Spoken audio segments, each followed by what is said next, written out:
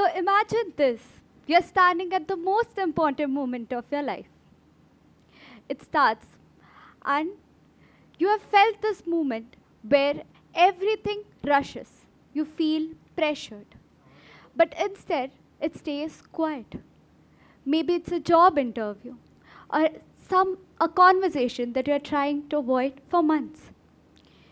This moment of a quiet presence does not necessarily start at very big moments of your life. It starts much smaller. For me, it began when I first held my weapon.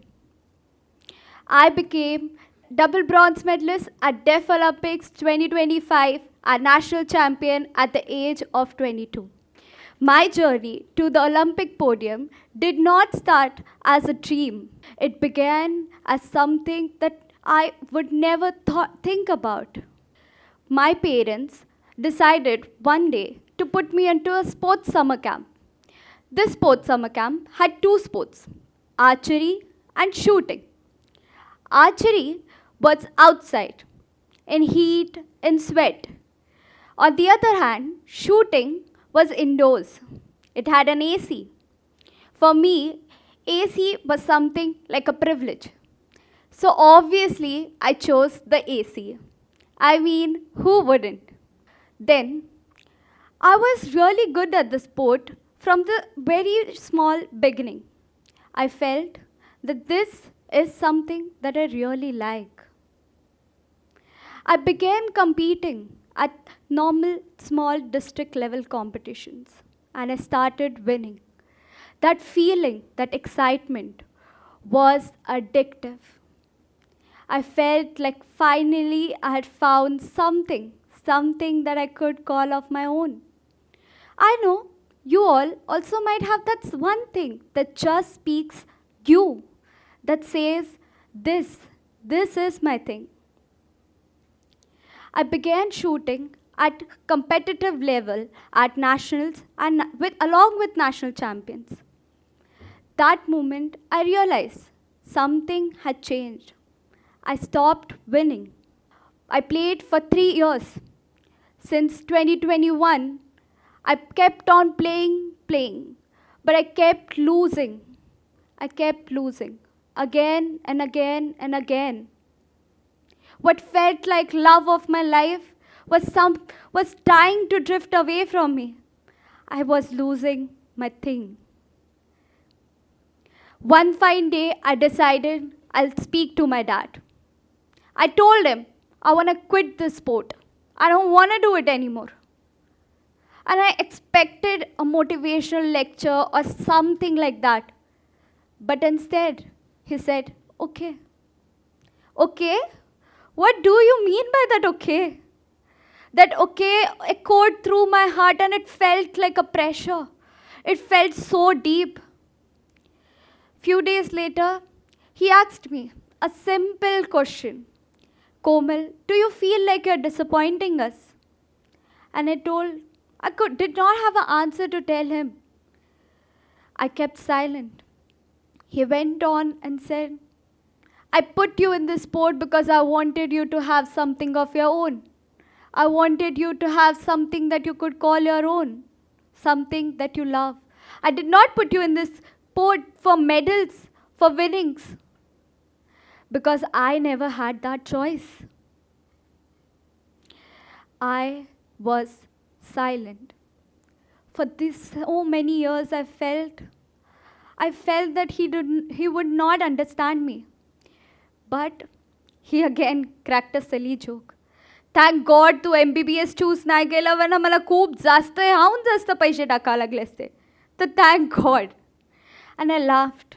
The weight was gone. You know, we do this thing when we create an imaginary story in our mind. What will others think of us? What do they think of us? What our parents expect? What our parents want from us? What our friends want from us? What success is supposed to look like? But instead, this is all in our head because we write that story.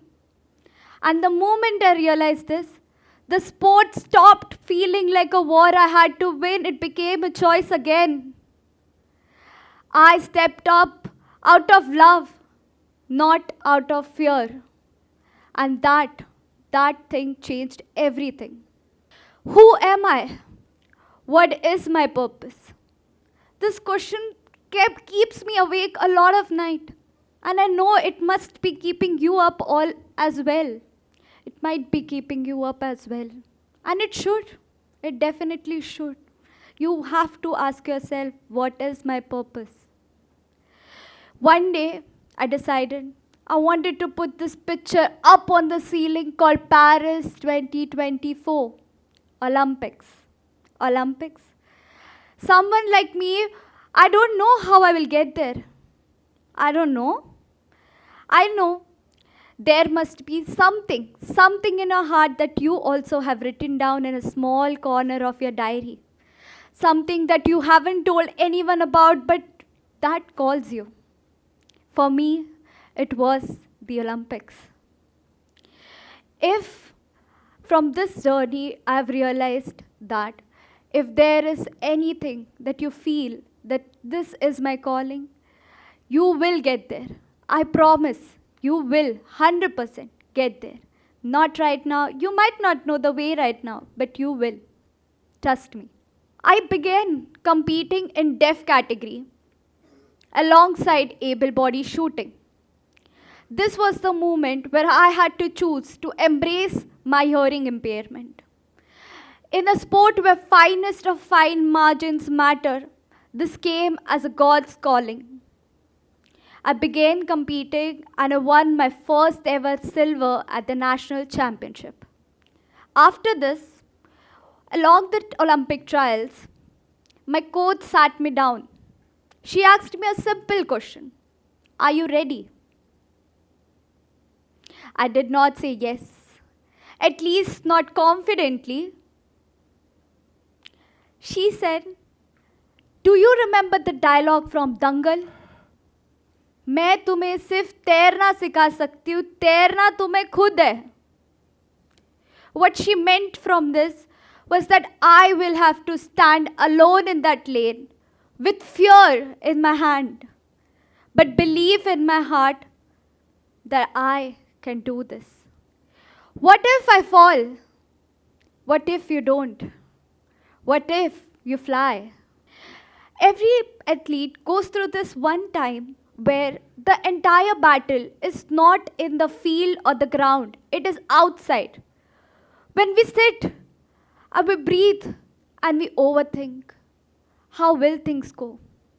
I had those moments too. I kept repeating one thing throughout. Karam karo, fal ki chinta mat karo. Karam karo, fal ki chinta mat karo. Karam karo, fal ki chinta mat karo. For the Olympic finals, we were competing against one of the strongest competitors. As the match went on, I could see that the match was slipping away. I felt this pressure. Everything around me went silent. All I could hear was my own thoughts. Komal, you can't let this go. You can't give up. It would take a miracle to win from this place. And I know if it's anyone, it's you. You got this. At the very end, everybody had taken their last shot.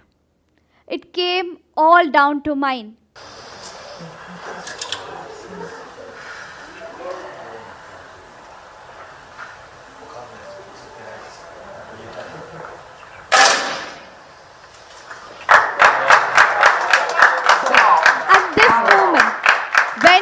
To become the bronze medal for India at the Deaf Olympics 2025.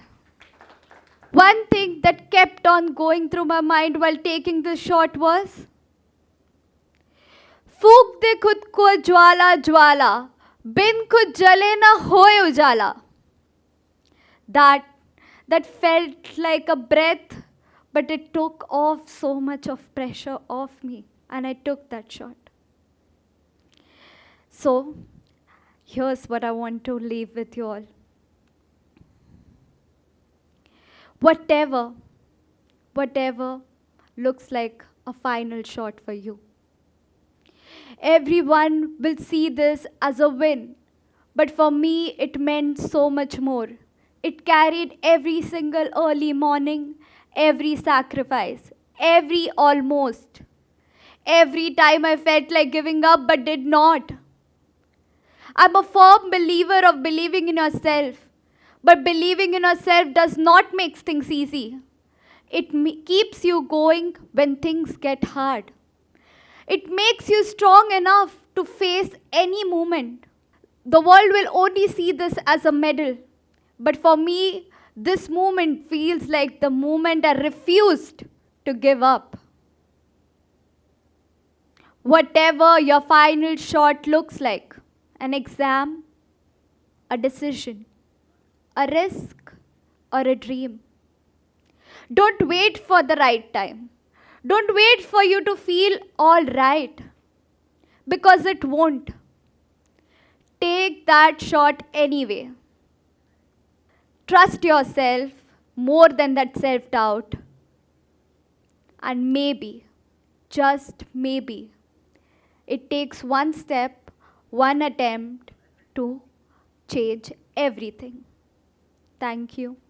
Jai Hind.